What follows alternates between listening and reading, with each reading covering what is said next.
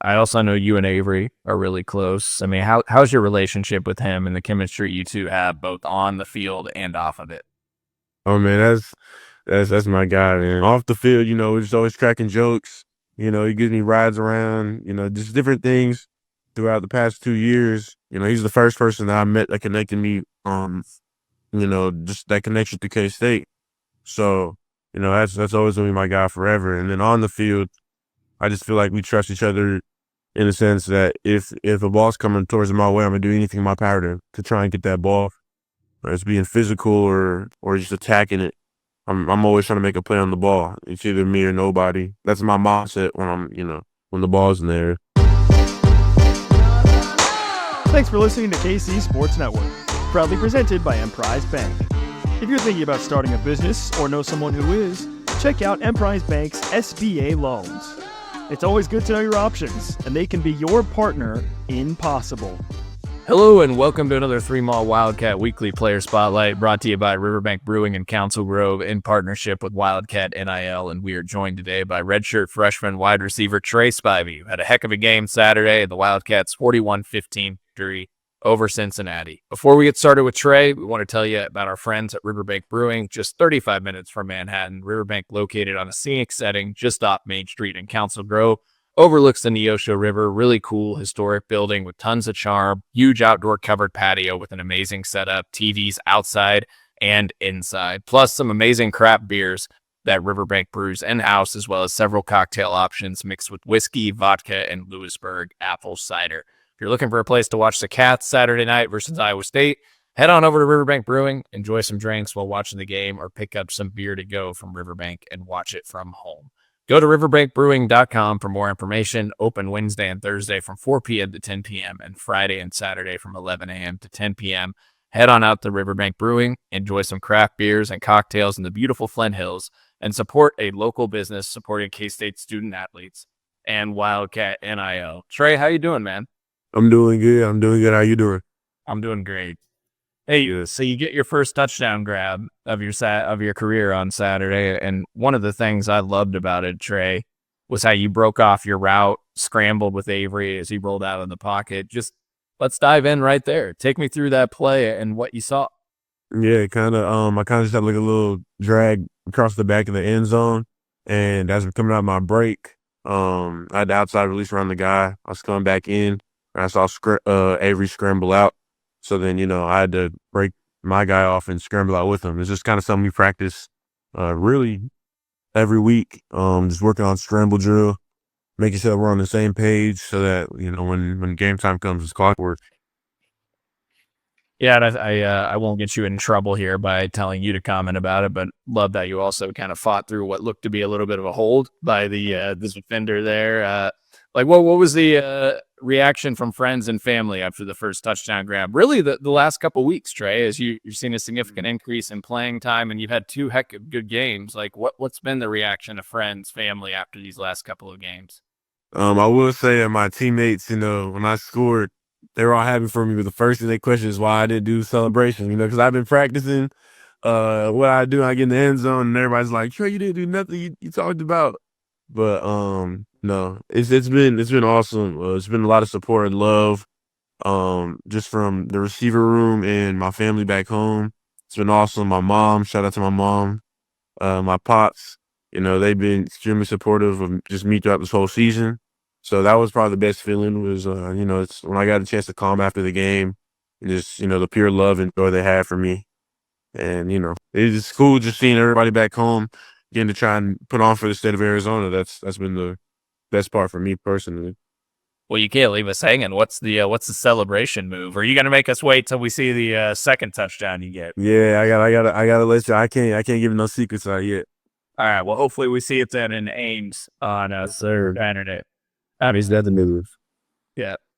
You also converted, Tre, a 3rd and 11 on the first series of the game, and Curry and I do Curry Sexton, who helps run Wildcat NIL. We do a film review after every game, and one thing, him being a former wide receiver, that he loved about the play on that 3rd and 11 on the first series was that you looked inside after you made the catch before breaking outside and getting upfield, which kind of caused the defenders, if you look at it, to slow down for a brief moment and gave you kind of the outside leverage there for the first down, and then you trucked that defender. Just hey, take me through not only that play, but also the 4th and 13 you later converted in the game, which appeared to be a similar kind of route formation setup.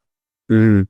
I had a hitch, and Avery went through his progressions, and he came back to me on both routes. And the first one I caught it, and originally I felt like the defender. I thought somebody was outside of me, but I guess he kind of spaced out. So I caught it and looked in first to see if I kind of see the field. I saw a dude in front of me. I kind of took a jab step, hoping that it would freeze him up a little bit, and it did. And then I spun back outside, gave me a little bit of space, trying to get to that third down. That's one of the biggest things is knowing like where the sticks are and knowing, third down, fourth down, stuff like that. And I seen the defenders coming at me, at least on the first play. I was like, I want to get that first down by any means possible. So, just put my shoulder down and, that's how I went. And I was excited. That's probably my favorite. Honestly, that's my favorite play from the game. And then same thing with the 4th down conversion. I think that was also a little bit of a scramble drill and hit me out. And I made the first dude miss. I got hit on that 4th down conversion though. I ain't gonna lie. But yeah, that's how I went. Yeah, well, I mean, I would have had trouble hanging on to the ball there if you had say that move that you did and the defender coming in from behind. So, how much fun is it to truck a guy when you've got the ball like that, like you did on that 3rd down play? Oh yeah, that's a good feeling. I ain't gonna lie. It's fun, especially since it was so early in the game too. I feel like it kind of helped for me set like kind of a tone I want to play with the game. Just play, aggressive as I can. And it just gets some adrenaline going, gets you pumped. So that's very awesome. It absolutely set the tone, Trey. I mean, that was a huge play too in the game where you guys might have had to settle for a long field goal if you don't get that. And I turned to somebody next to me. I was like, "Wow, guys came to play today. Physical football. I loved it. I love seeing that wide receiver." Hey, you where would you say you've improved most over this season that's allowing you to find so much success right now? I think just the season, just trust. I think that's the biggest thing is just taking I would say advantage of different opportunities for me personally, just throughout the season with just different practices and different situations, like especially during the bye week. That was probably one of the biggest things is practice out there when some of the younger guys got to go out and practice a little bit more, like me, Joe Jackson. See, Joe had a good game. Just throughout that week, I feel like we all improved a lot, just the team in general. So, just taking advantage of different opportunities and just being ready, always staying ready. That's the biggest thing.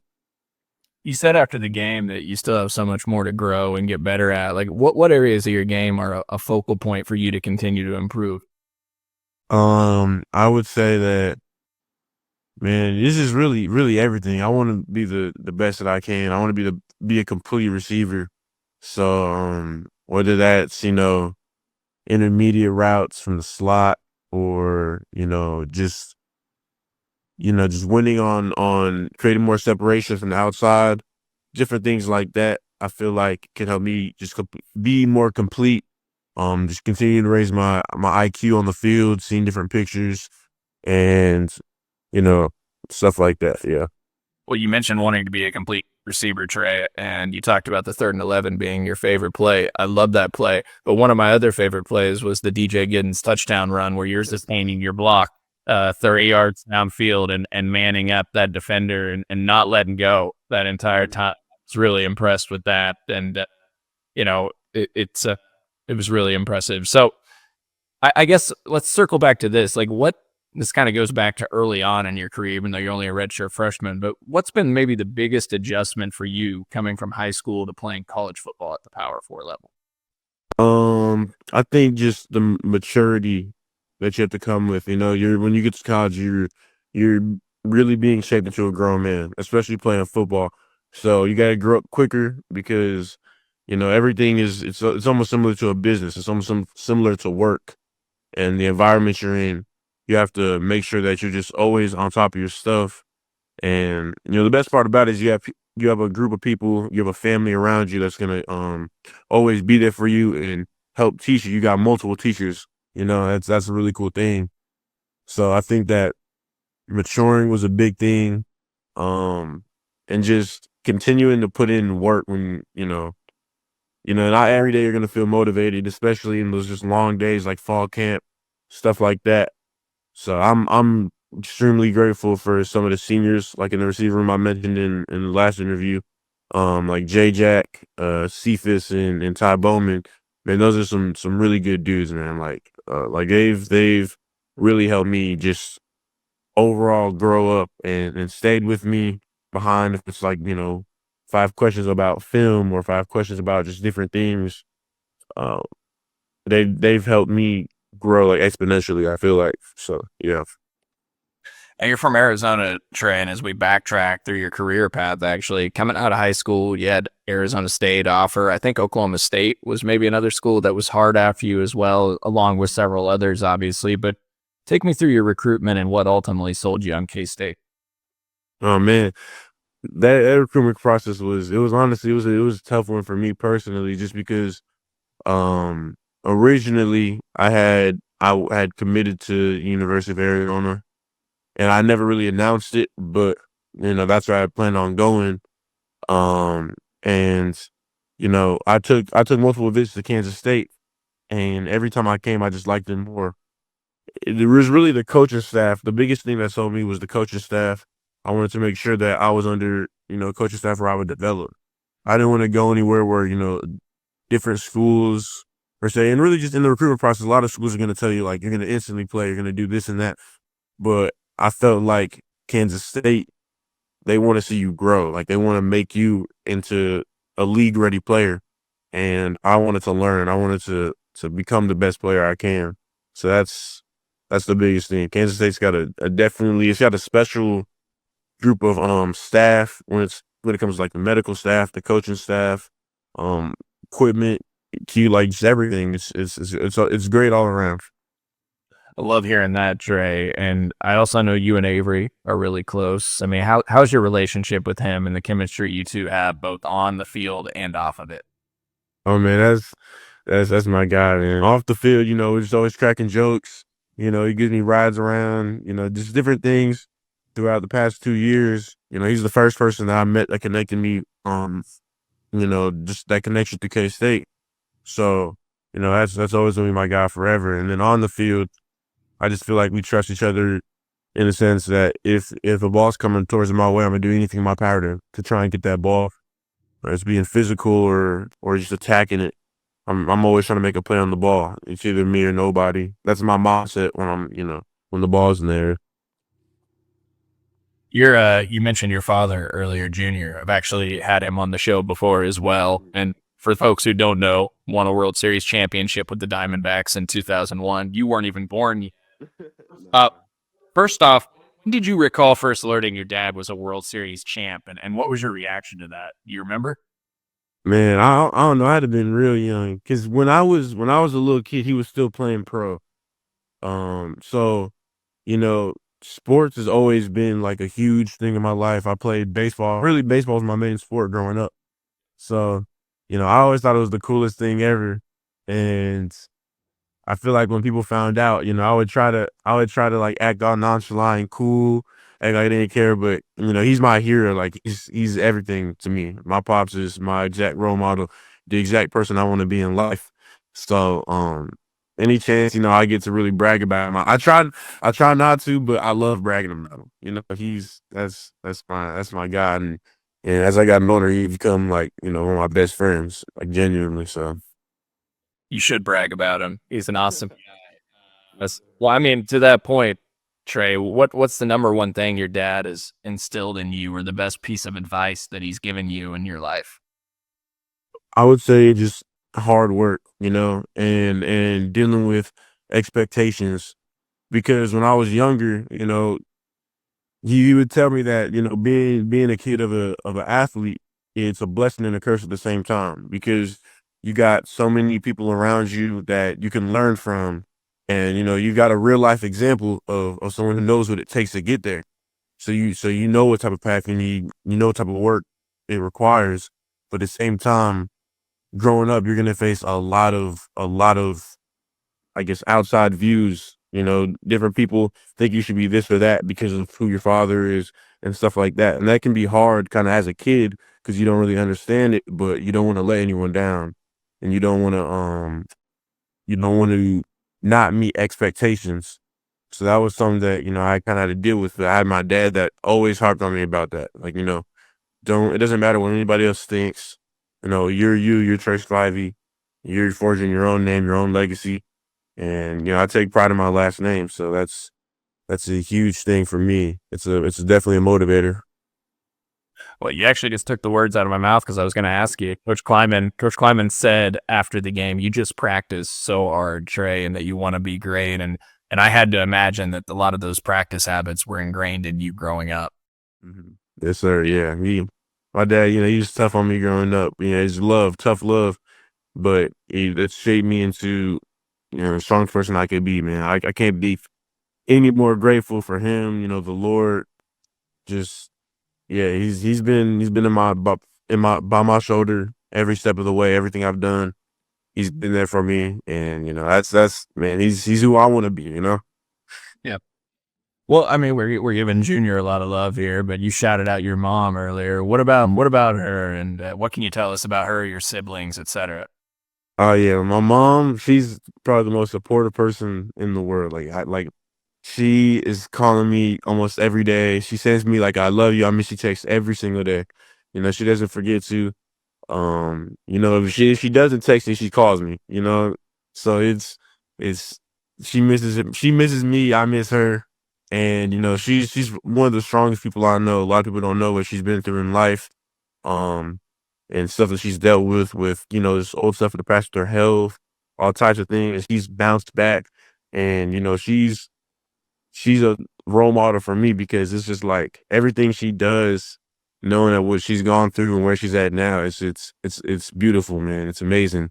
So I'm always gonna have the utmost respect for my mom. I love her so much. And then like same with my brother, he motivates me every single day. I'd say he's my biggest motivator because I want to do everything right for him. Um, you know, I call him. I try to call him every day now I'm in college, and I just hope that everything that I do on the field, everything I do outside the field in the classroom, helps inspire him to continue to be great in his own way, in his own path. That's Kingston, right? I think I see your dad post highlights. Yeah, it's King right there. Is he gonna play football, baseball? What's the sport? Do you know? It's looking like football now. That's mainly what he plays. But growing up, we played all three. Well, we played basketball, football, baseball. We're even younger, played some soccer, some other stuff. But he's doing his thing in football right now. So I think that's what's going to take him to the next level. You gonna get him up here to K-State with you? Man, that's the plan. That's the plan. A couple more, Tre, and we'll get you out of here. Speaking of baseball, your dad had told me that you got quite a bit of velocity in that arm. If you were to fall, what position would you play, and how hard can you throw it? I would probably I'd be a pitcher. I grew up playing middle infield, but as I started, playing other sports and not being as much involved in the baseball itself, I was like, okay, let me stick with pitching. And I love to pitch anyway, so I feel like I could be like a little Ohtani type, just go to bats and throw at the same time. And then, man, I don't know what I could throw now because at the end of before my junior year, I was throwing like 92, 93. That's where I topped out at. So I feel like now I could be mid 90s. If I get back into it. What you're saying, Tre, is we need to run a double pass with you as the go-to passer there on a trick play. Yeah. Play mode. I think we should. I've been I'm sure you do. been a fan of that. I asked Coach Middleton, I'm like, you gotta let me throw one. So we'll see in the future, maybe. We might need to talk to Coach Hughes too about getting me a run on the baseball team at Kansas City, man. Oh yeah, I joked with some of the baseball players. I said, hey, next time, let's do some open batting practices. Let me come out there. Yeah. So Well, hey, this last one, I mean, you're an Arizona kid, and the weather has been pretty favorable most of this season for you guys. Now you're going to be going up to Ames on Saturday against Iowa State. It's going to be, I think, the high is like 27, the low of like 10. Like, what do you make of playing in the cold? man, it's definitely not something that I necessarily like or I'm not accustomed to, but something that my coach EJ, my coach EJ, my track coach, and my uncle from back home, he always talk about some mindset. It's like if it's hot, you say it's cold. If it's cold, you say it's hot. So every time, I get in one of those situations, it's cold. I'm like, nah, it's warm. I'm trying to force my body to believe that it's warm and not think about the weather and don't let it affect how I play. Yeah. Well, it should be a lot of heck of fun in Ames on Saturday. A big opportunity for you guys. I lied. I had one more. Like, I think your dad had actually told me too. Like, you have some pretty good role models from back in the days. In addition to your dad, like Larry Fischel is. Oh yeah, that's Larry, and who else? Like, what is your relationship with some of those guys, former big time pro guys out there in Arizona? man. Honestly, it's a lot. I'm super grateful, man. Larry, he growing up, he's my favorite receiver of all time. I try to model a lot of my game off him. The late Kwame Lassiter, my uncle, played for the Cardinals. He's somebody I looked up to, especially when it came to football. Man, Matt Kemp, my uncle Matt, Dodgers, played for a whole bunch of different teams. Mr. Dodgers, that's definitely one of my role models I look up to. Um, Man, it's so many players. I couldn't name them all. I grew up around a lot of different players just because Arizona, is home to a lot of former athletes and stuff like that. But those are a few names that, I for sure look up to and trying to model myself after. Really good role models. You got Trey. Almost called you Junior. So, hey, appreciate the heck out of you, Trey. I'm so thrilled to see you having success down the stretch this season. Cannot wait to watch the rest of the season unfold and then your future here at Kansas State. You got a tremendously bright future, as we all know. We're glad to have you at Kansas State. Appreciate you and appreciate our friends over at Riverbank Brewing in Council Grove and at Wildcat NIL. Go support guys like Tre Spivey. Go to catsnil.com, sign up for Wildcat NIL, and support them, and also support Riverbank Brewing and Council Grove. For Nick Springer behind the scenes and for Tre Spivey joining us, I'm Cole Manbeck signing off on another Wildcat Weekly Player Spotlight.